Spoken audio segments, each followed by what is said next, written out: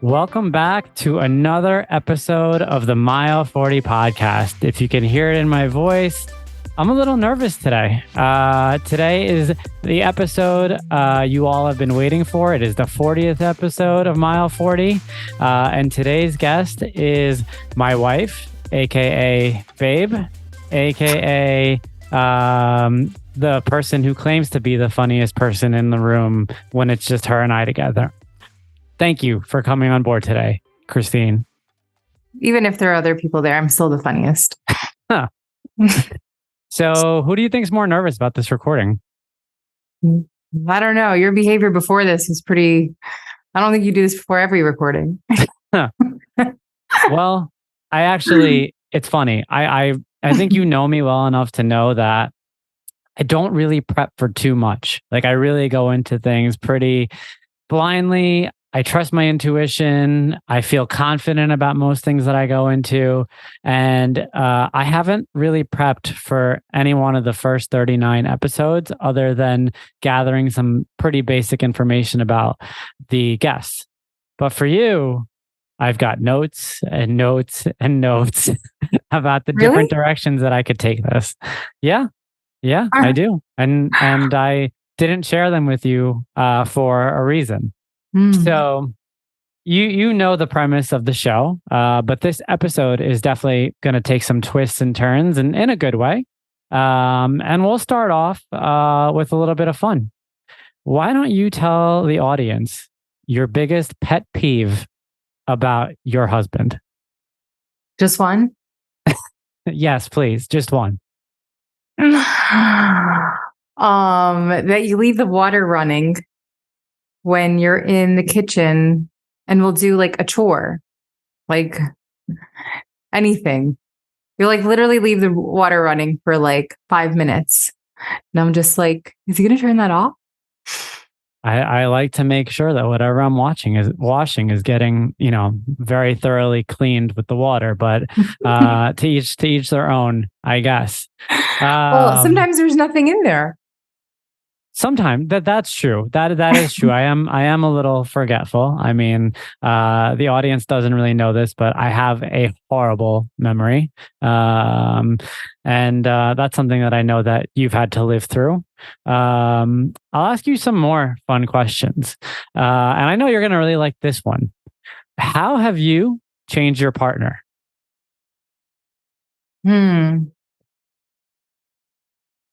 Wow. I'm trying to think. I feel like, I don't know if it's because of me. Okay. But I feel like you've become a lot more of a homebody. And I don't know if this would have happened anyway. Like, I don't know if it was just part of your developmental timeline. But when we dated a few times, you were always very like social. You wanted to see your friends. Like you wanted me to come with you, but like you always like liked to be out and like around people that you liked and knew, and you were very social. And now I feel like you're good at home. Huh.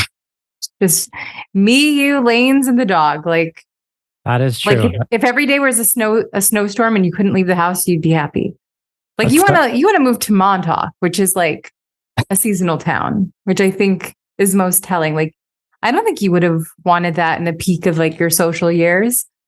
Well, you had that kind of impact on me. And it's funny because I was not expecting that to be the answer to your question, because your claim to fame about me is a little bit more superficial in nature. You point to my beard.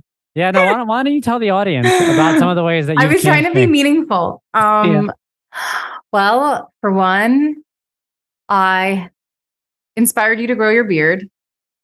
I also inspired you to change your haircut. And I also told you that you would look good with glasses for like 3 years. Huh. And then now you won't take them off.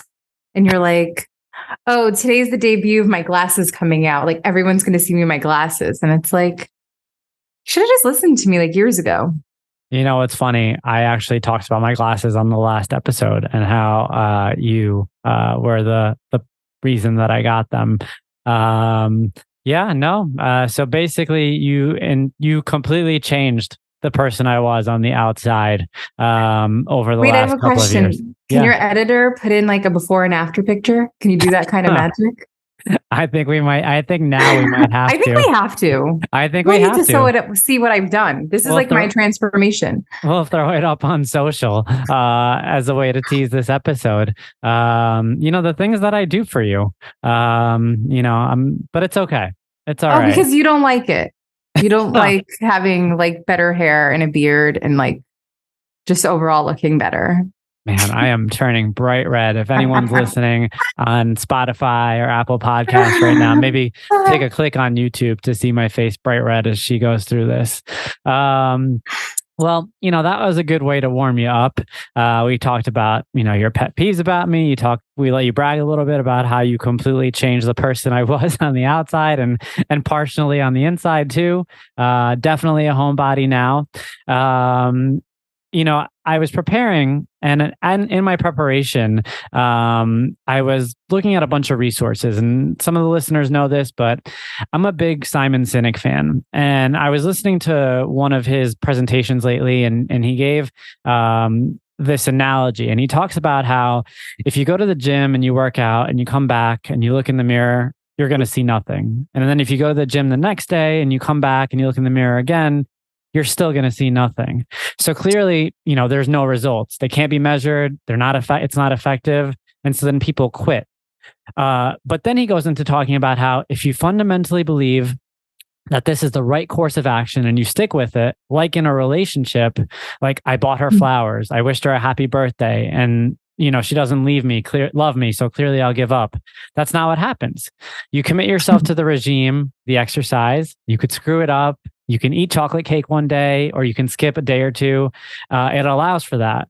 But if you stick with it consistently, I'm not exactly sure what day, but I know for sure that you're going to start to get into shape. And he says it's the same with a relationship. It's not about the events. It's not about the intensity. It's about consistency. You go to the dentist twice a year, your teeth are going to fall out. But if you brush your teeth every day for 2 minutes, you're going to see the results. And he talks about how there's no app for fulfillment or for strengthening relationships. And those are two things that you need to consistently work on. And I think that our narrative is one that has been overly worked on, one might say, but in a good way. And it's funny because if you saw us 6 years ago, this would have been the farthest thing from reality. You and I speaking on this show today as husband and wife and mother and father now. And so I want to kind of get your take a little bit into that thought process around consistency when it comes to a relationship, and maybe some of the things that you've learned. All right. I will say that I feel like you have always been more consistent than I have. Not necessarily in relationship, but like just in general, but also within this relationship, like initially, like until we were like locked in. Because I was the type to very much be like, this isn't working. This doesn't feel like the right person. Or I think as a psychologist, it makes it really hard to like accept flaws or working on things through things as like not a sign, like a red flag. And so it's like you're very quick to be like, no, this seems like it wouldn't work, or this would seem like toxic, or I don't know. I don't know if that's like every psychologist's difficulty with dating. But I definitely felt like it was mine. And so the consistency, like your consistency kind of made me feel like, how's he so like convinced of this? Like I'm not going to curse because I don't know how old like listeners are, but I was not nice. And I was just like, why is he like, still like at it, And I don't think people really know the history of like what I'm talking about. Yeah. Um, We'll dive in, but okay. you can talk at a high level for right now. Um, but I did feel like your consistency made it feel like safer to be in like a meaningful, like deep, long lasting relationship with, because especially like as you date and you like, I don't know, like with dating other people, you kind of feel like people start off some type of way and then they like change, or like it's like, oh, I kind of just want to know what I'm getting into and like not have them be like drastically different. Um and it was kind of like I knew what to expect with you, and that was like very comforting. Wow. Um, Are you so blushing? a little bit, and somewhere in there, you basically told the audience you didn't really like me until like it was signed and sealed. No, I'm kidding. You mentioned and alluded a little bit to attachment styles. And, as a psychologist, I think one of the things that would be really helpful for the audience here is maybe hearing it from you, really from just a book level around the different attachment styles out there and maybe how they factored into our dynamic, right? Like, so let's start at the base, just to kind of give an educational background here and what it means. What are the attachment styles? So there's avoidant, anxious, and secure. Got it. And how would you describe each of the three? So avoidant is like they feel like a lot of discomfort with like closeness, and they feel like their independence and their life is going to be like taken from them the closer they are to a relationship. So they are always like afraid of like they're always like very protective of their freedom, and they're always trying to like not get too close, like not for too long, and like they're always kind of like pushing people away. And then the anxious, they're like, it's kind of like completely opposite. Like they feel a lot more secure. Well, not secure. They're actually like insecure, but they feel better when somebody's always close to them and they always like have them around, and like they need a lot of like validation, and like they're just always like more like paranoid about the relationship ending or being left or something, like something about it ending. And then secure is like being able to like have space, have closeness without it causing so much like distress. Like like closeness is nice, and like having, just like safe distances, like not being insecure if somebody doesn't text you like for the day or something like that is secure. And a lot of it comes from your initial relationship with your primary caregiver. Um, and that's why like that's why like as a mom, I'm a lot more like, oh my God, I need her to be securely attached. So it's like I'm always like worried, not worried. I guess I'm always like conscious of the attachment and the connection, because this connection follows you through all of your relationships as you get older. So it's not just like how did this like happen? It's like, well, it happens when you're very young, and it forms and it sticks and it stays with you. Not that you can't break it, but it would be more work to, like, you're going against the grain of how you actually feel to work on it. Do you feel like there is a healthy amount of the population that's innately secure, or do you feel like the majority of people are lying between avoidant and anxious on a path to being secure? There's no right answer, so it's really what you think in your Damn it, there own probably professional. is a right answer. There probably is in your professional experience. um, I should know my stats, but I didn't prep for this, and I haven't looked it up. But I do think a majority of the population is secure. Like, but by majority, I mean like, I don't know, maybe like not like 80%, but Yeah. like more than half. And the highest percentage of the single people are avoidant because they're kind of always trying to push people away, and they're kind of just always in the dating pool.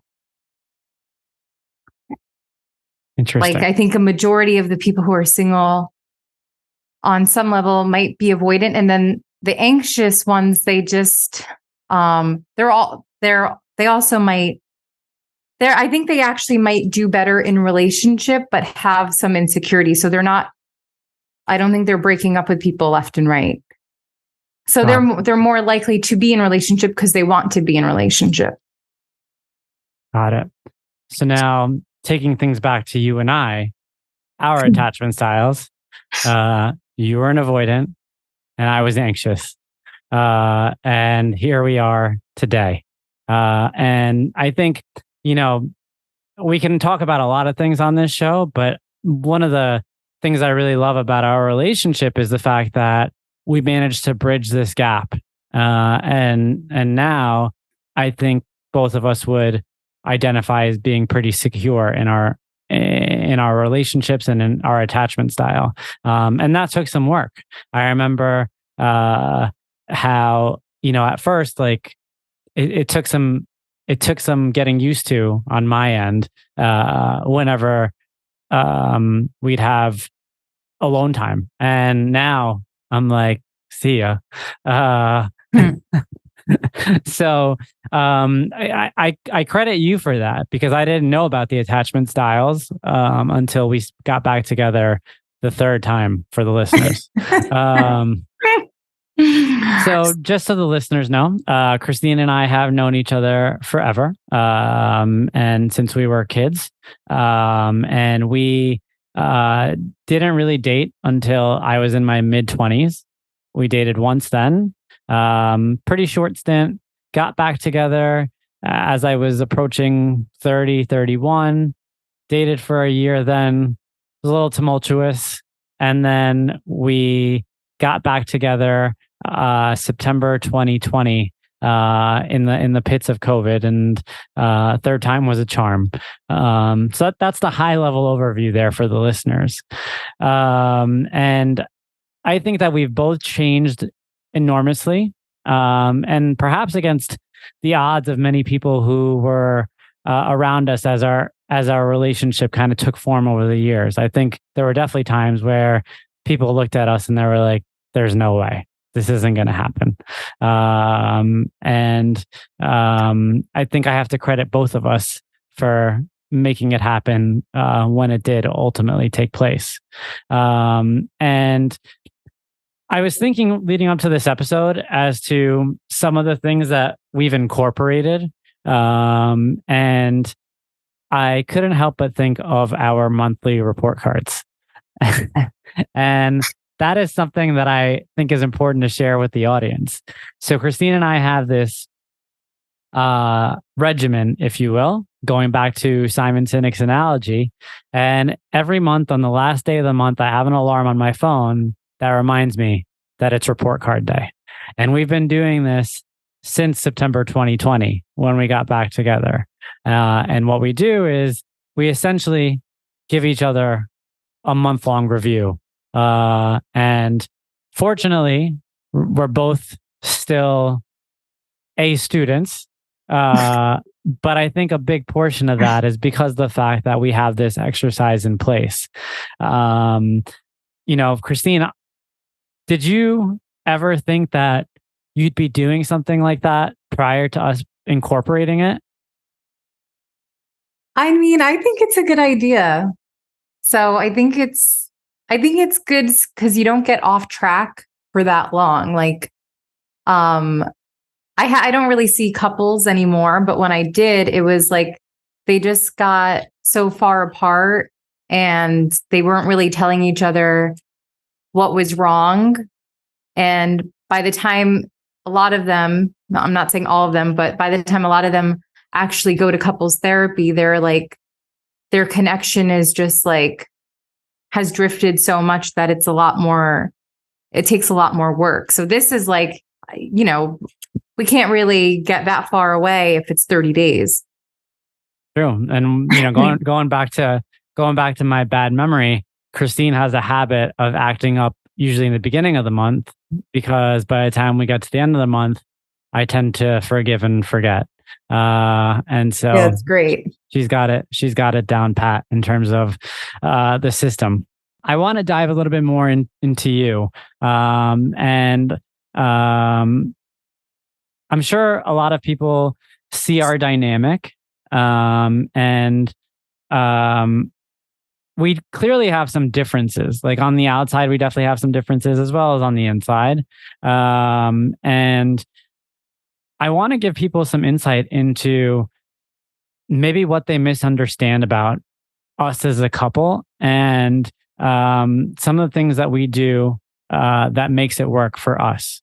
I think that I joked around with you because, again, on the last episode, I was talking to Erin Falter, and she was talking about her relationship dynamic with Nick, and she mentioned that he's got main character energy, and that was the word that she used. And I was thinking to myself, I think I have main character energy, but then when I told it to you, I think you thought maybe you have some main character energy.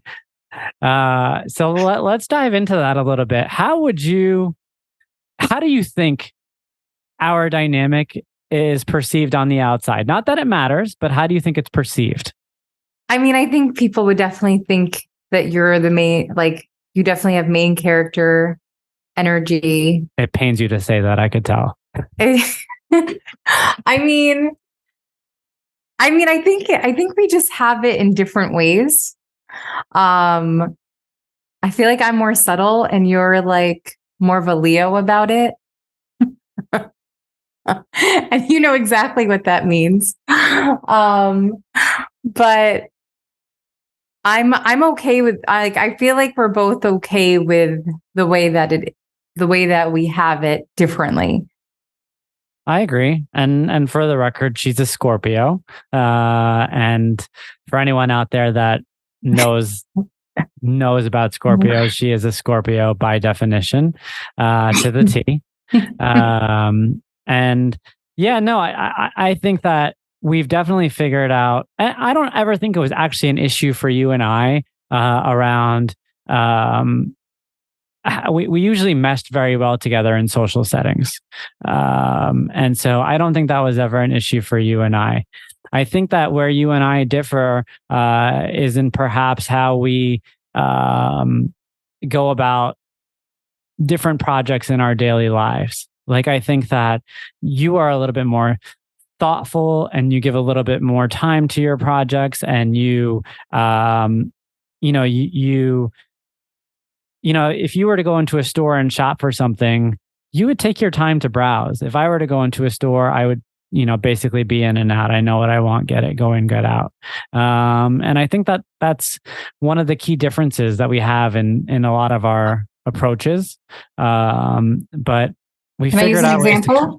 What's that? Can I use an example? Yeah, absolutely.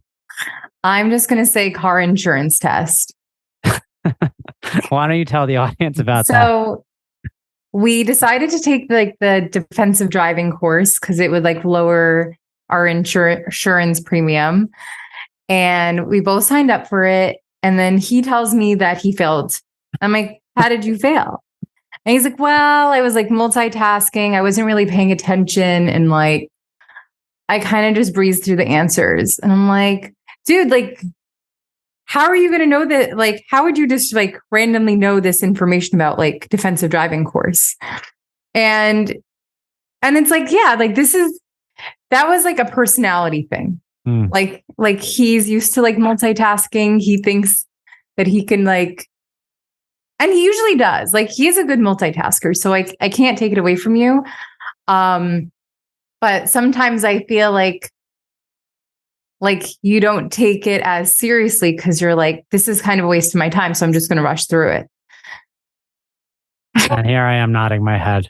I did pass the defensive driving class on the second time around. And I picked up a tip or two on the second go around. I would Yeah. have been really embarrassed if I failed the second time. But yeah, no, that is true.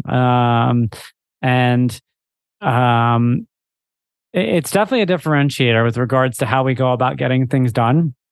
But I think over time, like I've learned to uh, see the benefits of watching you process certain things, and not necessarily dismiss it as much as I would have dismissed it, years ago, when I was just on my own, kind of thinking this is the right way to go about doing things. Yeah, and I would say that like you have definitely like I was always the type to say like I'll do it later, and you're like just do it now, like it'll take 2 minutes, and I'm like, you know what, he's right, and then it really does take 2 minutes, and then like if you just keep doing that, you get a lot of things done because if like everything just takes a few minutes and you're just like I'm just going to do it really fast, then you don't have so much to do later.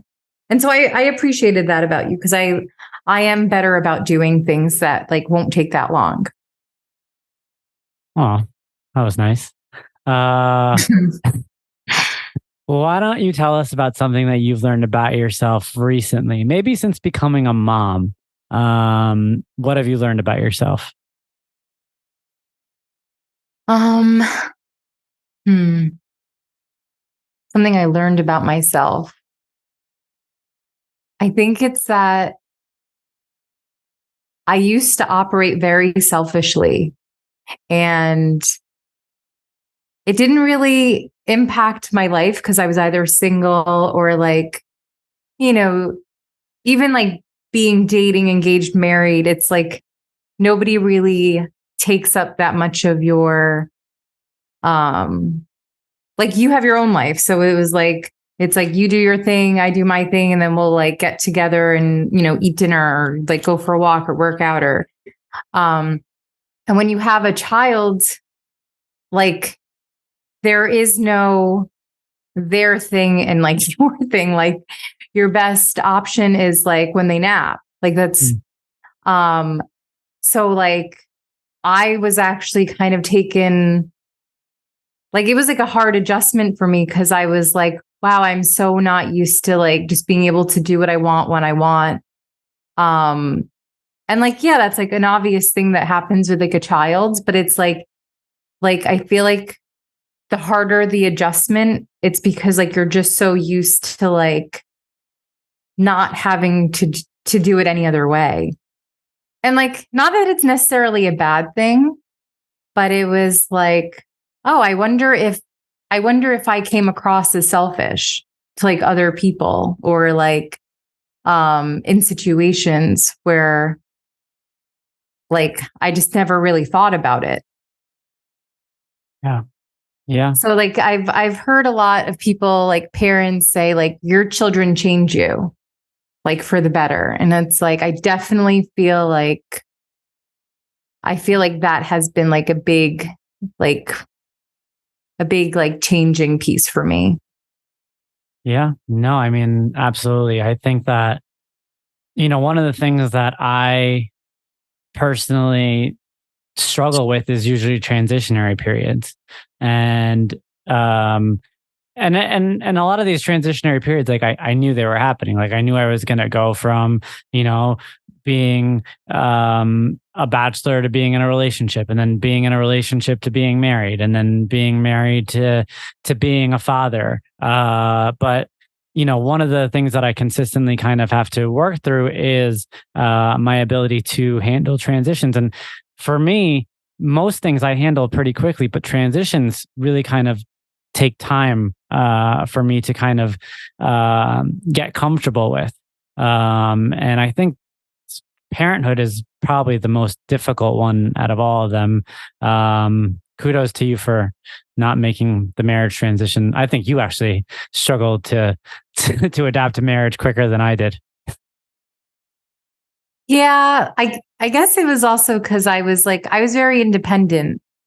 Um, so like to like, but it's like having your independence taken away in a different type of way. I mean, that sounds terrible, but I didn't mean it like that. I'm just saying, like, like I used to really do whatever I wanted. Yeah. But then like it's like, but like honestly, like being married is like it's like training wheels for like being a mom. A mom Yeah. is like it's not like you're going like I'm like, oh, okay, I'm gonna go for a run and you'd be like crying, like, no, feed me. It's like it's like it's not the same. Um, but I will say that the transition to marriage was only harder because I was an avoidant. Um, and like that was like something that it was like a constantly close relationship. And it's like we didn't necessarily live together before we were married. So it was like a big transition of like you're not dating anymore. It's not like a dating type of relationship where it's like you're going to see them. It's like you're always seeing them. Yeah. Yeah. I mean, despite the fact that we had dated a couple of times, our relationship ended up moving very quick the third time around. For context, Christine's father was very sick when we got back together. And so we ended up getting married 4 months after we got back together. She said yes pretty quickly the third time around. So that was pretty cool. Hey all, it's me, Bishoy. As a marathon runner and endurance athlete, I've come to understand the importance of properly fueling your body for preparation and recovery. Every day, you get a shot at success. How you start your day typically paints a picture of what the rest of the day will look like. Start your day with a super convenient, healthy, and delicious nutritional win. Meal 1 by Creatures of Habit. Overnight oatmeal packed with 30 grams of plant-based protein, chia, flax, and pumpkin seeds. Vitamin D3, omega-3s, a probiotic, and digestive enzymes made in under 1 minute. Stop wasting time or worrying about what to eat as your first meal of the day. Start with meal 1. Visit creaturesofhabit.com, creatures spelled with a K, and use code MILE40 for 15% off a one-time purchase or the first subscription order payment. I've always been interested in this for you. You consider yourself an extrovert, right? I think I'm an extroverted introvert. An extroverted introvert. Yeah. And you'd agree that I'm the same? I don't know. These days you're like an introvert. I'm just an introverted introvert. That's fair. I would have said like maybe a while ago you were. But now I feel like I mean, I don't know if you could just change, but like I don't know if you could just like cross over to the other side, but maybe you were an extroverted introvert and now you're just an introvert. No, I definitely feel like I'm in my zone. For all the listeners out there, we were out with a couple of friends last night, and the thing about getting married and then having a baby is you have every excuse in the world not to leave if you don't want to leave. And I admittedly use that excuse all the time. And another thing, actually, and we were talking about this, is you can get out of so much when your significant other is pregnant or or you recently had the baby, and so we were joking around about that as well. I used to really leverage that card when we had it. It was a good time. I really enjoyed that. Period. It was new, but I enjoyed it. What, when I was pregnant? Yeah, I mean, that's kind of when I really was really getting comfortable with being a homebody, because I realized like now I really don't have to go anywhere, like if I don't want to, and I have a good excuse not to. I think it started with COVID. Maybe with COVID. COVID kind of kept me in a little bit more. I guess you're right. I kind of used COVID as an opportunity to train more and to kind of like refine myself, and that was a good period for me from that perspective. So you're probably on from that side of things. You claim to be the jokester amongst the two of us, but that's always been your claim to fame, is your humor.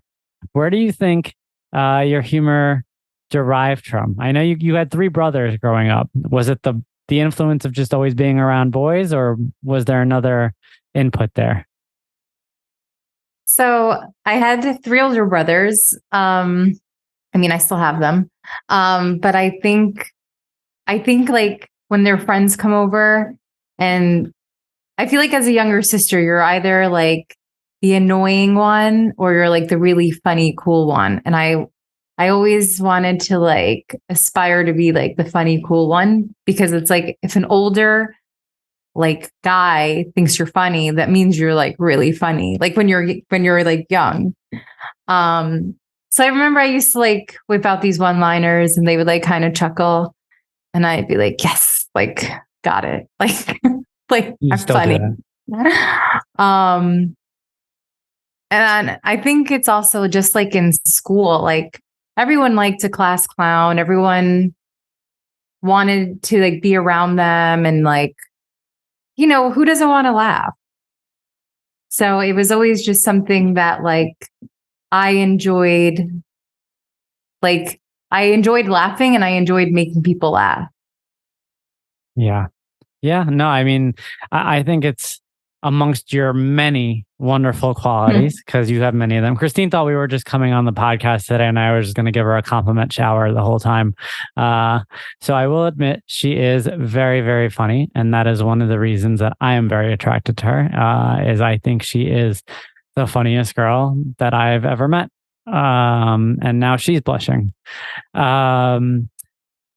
can't go through this episode without digging into some of your own personal hurdles. And they could be about our relationship. They could be about other elements of your life.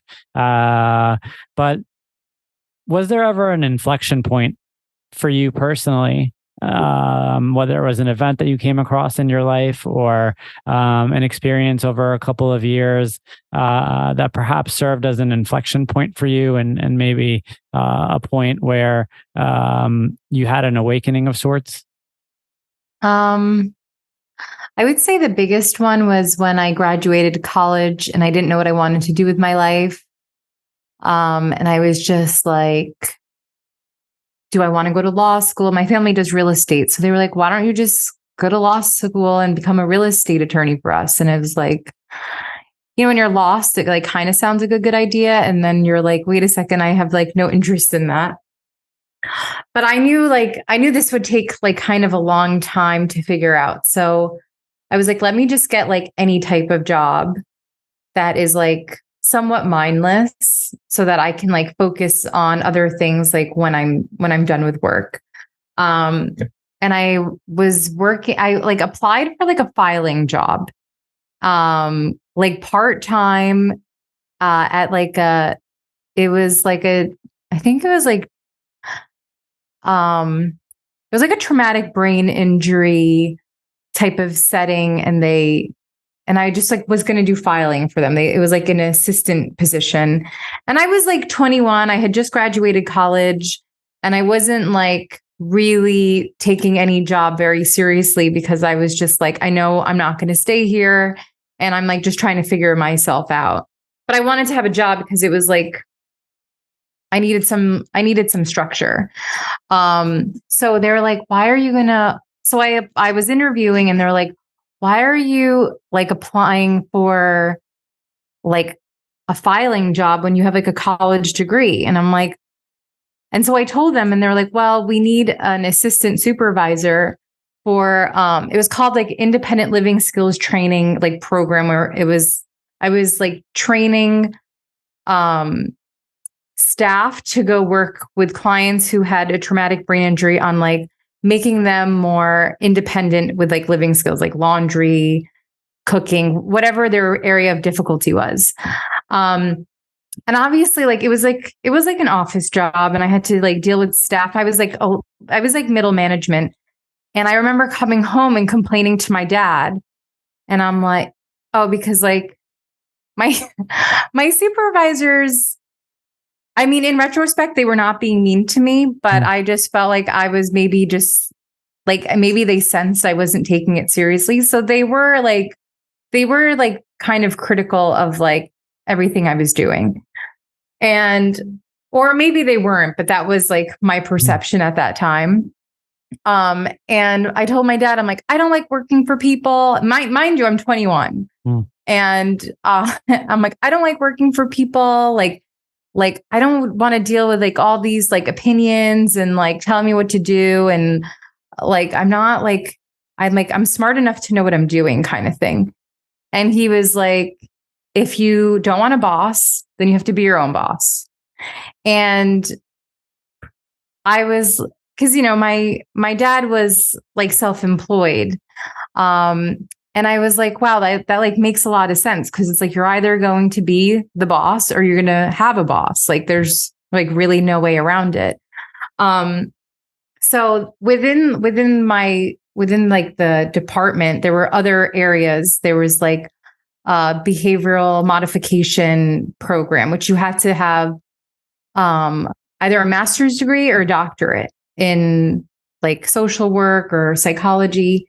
And I was a lot more interested in that. And so I was interviewing with the doctor who ran that program. And she was just like, yeah, you'd have to like go back to school and like get your degree. And I'm like, okay. And then I did that literally from those like conversations and from that experience of just being like, I don't want somebody to always tell me what to do. And it kind of like happened pretty quickly. Like, it was like, oh, okay, I'm not satisfied at my job. Like, how do I get out of this? And then I just like did some research. I took my GREs, my psych GREs while I was still working there. And I got out. And like now as an adult, I mean, I was 21, so it was like I didn't have like much to lose, but it was like as an adult, I see how hard that is to just have like a career shift. Just be like, I'm not happy, I'm switching. Like I feel like with every year or 5 years or however many years, there's like it's just harder to do it. And so I have a lot of respect for people. I mean, I have a lot of respect for people at any age who do it, but like I have a lot of respect for people who do it, especially when they're older. Like when I was in my PsyD program, our valedictorian was like a 44-year-old's mom who had 2 kids in high school. And she used to drive from Connecticut to Long Island. And I'm like, you don't actually know who the valedictorian is until you graduate. And I'm just like, good for her. Like, she wanted this and she worked for this. Like it was like do or die. Cause she had a career change and she wasn't happy with what she was doing. And like, I give her a lot of credit for it. Yeah. No, that's you hit on so many different points there. And I think, thank you for sharing that. I feel like you've shared that with me before and I remember it. And I definitely remember your dad telling you that. And it's something that I remember kind of resonated with you.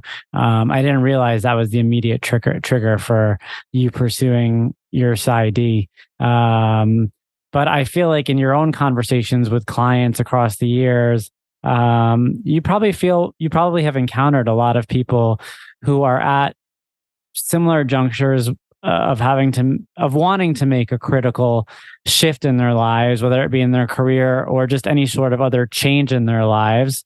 And it's a real struggle to do so. What have you learned about yourself in dealing with your clientele over the years, given the fact that you've been exposed to just such a wide range of trauma? Based on your client experiences. I bet you didn't even really picture that, going back to that clerical job, right? Like you probably at that point didn't know that was what you were going to do and the types of clients that you were going to see and the stories that you hear. And every now and then, you share an anonymous story with me about someone who kind of is going through something just, unthinkable. And I feel like those stories have to teach you a little bit about yourself. Oh, it's interesting because it's like I don't really think about him as like for myself. I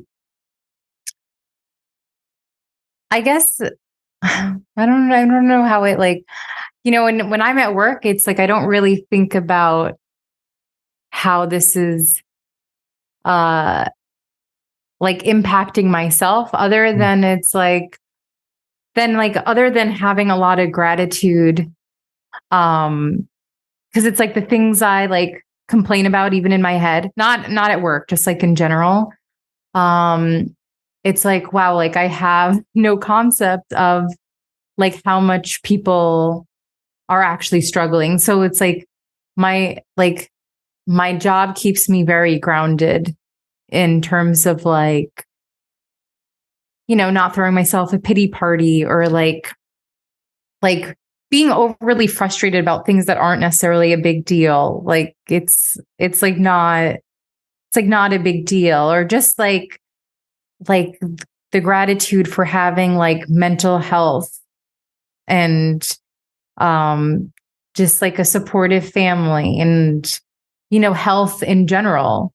It's like all these things like we have, or hopefully, or like in my situation, like I have it, and it's like I could wake up every morning and not even think about it.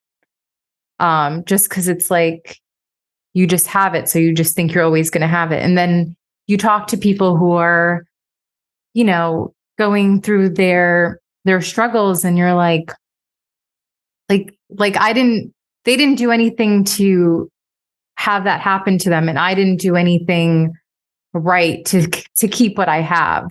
You know what I mean? Like every day, like you're kind of like you're blessed to have the things that you do, and it's like I like that it's like I'm always bombarded with like having to practice gratitude, because it's like a lot of people are not like as fortunate, unfortunately. And like, you're trying to help them. And it's honestly like you're either going to be grateful for what you have, or it's like very depressing. Like the work is like it's like depressing to hear it all the time. So it's like you have to have gratitude, otherwise you'll just it's like very dark, or can be. Yeah. You brought up mental health, and clearly you've been involved in the field now. But my question for you is, was mental health a conversation that you had growing up, or was something that you really learned about, embraced more, became more entrenched with as you dove into this career? Because look, I mean, I don't even want to say this has anything to do with growing up in an immigrant home, because both of you and I did. Because I don't really think that's the factor. I think you can grow up in a non-immigrant home and still not, mental health still won't be a topic of discussion. And I think one of the things that's really kind of changing about our generational shift is it's becoming more and more of a topic that's coming to the forefront. So my question to you is, was it something that was emphasized growing up, or was it something that you picked up on as you kind of decided to take the leap into your career? Oh no, definitely once I was like, in my career, like my dad was going to support whatever dream I had, but they were also like, why don't you be a real doctor? um, Love that. so like, and thankfully I didn't take that offensively, because I'm like, you guys are just like old school. Like you just don't know any better. I wasn't like personally offended by it. And even to this day, my mom will introduce me as a psychiatrist. I'm like, Mom, I'm a psychologist, and I have been for like 8 years. Like you should know my job title. Like you're embarrassing yourself. Like get it funny. together. One of the next questions I had was, how would your parents describe what you do? So that's funny. You answered that question. No, like they know what I do. They're just not like attuned to like the difference of between a psychiatrist and a psychologist, and that like there's a huge difference. There is, yeah. And they're just like, they're not really thinking about it. Yeah. No. It's like if somebody were to always like introduce you with the wrong name, and you're like, oh yeah, like sorry, like that's your name. But no, it was not like it wasn't like, yeah, that's a great field, like you should go into it. Yeah. Well, I mean, now that and I love that. Like you understood the situation, and you you internalized it in a very healthy way, and you turned it into something. My question to you now is around everything that you've learned over the last couple of years in your job, and everything that you've learned just being in the field, and also just having a general interest in the field, and being a proponent for mental health. How does that impact how you are? I mean, you already alluded it to earlier about how it's going to impact how you're going to be a mother, but perhaps let's go into a little bit more detail with regards to some of the things that you're looking out for now with a 1-year-old, and some of the things that, as a mother who's keen on mental health, is always kind of looking out for. Like let's give the audience some insight into what it means to be conscious of mental health at a young age. Like, is there anything that you can share on that front? I think just being like attuned to like what they need, and like really like standing up for them, because they can't like do it for themselves. And I'll use you as an example. So we have this talking cactus that imitates you, but it actually it butchers your voice, and it sounds very scary. And it gets high reviews. But my daughter is terrified of it. And Bishoy was like trying to do this thing where he's like, well, I want her to face her fears, so let me just like use this scary cactus all the time. And I can tell she's like very scared of it. And like, I have to be like, no, like she doesn't like it. Like, put it away. Like when I was growing up, it used to be like, hug and kiss uncle, whatever, so and so. And now the change that has come across like more recently was like, trust your children's boundaries. Like if they don't want to give somebody a hug or a kiss, like listen to them. Because if you continue to deny them, then they won't necessarily know like good touch from bad touch. So it's like nothing is really like, oh, they're just being dramatic. It's like no, it's like if they're really scared or they really don't want to do something within reason, like with like boundaries, it's like you have to respect what they don't like, and what they like. You're trying to build them to be like strong, independent, like they're starting off as like little people, but they're going to grow up into this personality. And so you need to start it when they're young. And a lot of it is like going with what they're trying to help them build up their own intuition, even though that sounds silly because like they're so young. But it's really not, because they're like, what age did you have intuition? Like you don't I don't remember. But it's like, I think it's something that like now people are more like, they're more like attuned to it, and they're more like respectful of it. And they're, they're very much like go with what they, as long as they're doing things that are healthy and they're not like, just like, I'm not going to school ever, or, within reason. So yeah, I think it's just like, standing up for her for like things that like, I know she doesn't like, or she doesn't necessarily have to do. Yeah. Yeah. No, I mean, you're spot on. And let's just make sure the audience knows that the cactus deserves at least one shot. And if it doesn't go well, then maybe be attuned with your child. But the cactus was innocent. Also, that's like not how you do exposure exercises. What you were doing was flooding, which is like very frowned upon in the psych community. Wow. All right. One upping me on my own show and using big words while you're at it. Thank you. It's awfully tough to close this episode out because I just enjoy talking to you so much, and I could spend the entirety of this evening recording with you. So I figured I would end this out by just letting you know how much I appreciate you as a wife, as a mother, and as a partner. I've learned a tremendous amount from you. I'm very grateful to have you in my life, and doing life with you it's really, really beautiful. And it's something that I thought I knew, when we were dating, and I thought I knew when I really liked you, but seeing it unravel in real time is, it's really, really special. And, this is hands down my favorite episode of Mile 40. So thank you for making it happen. Aw, thanks for having me. You got it. Love you, babe. Love you too.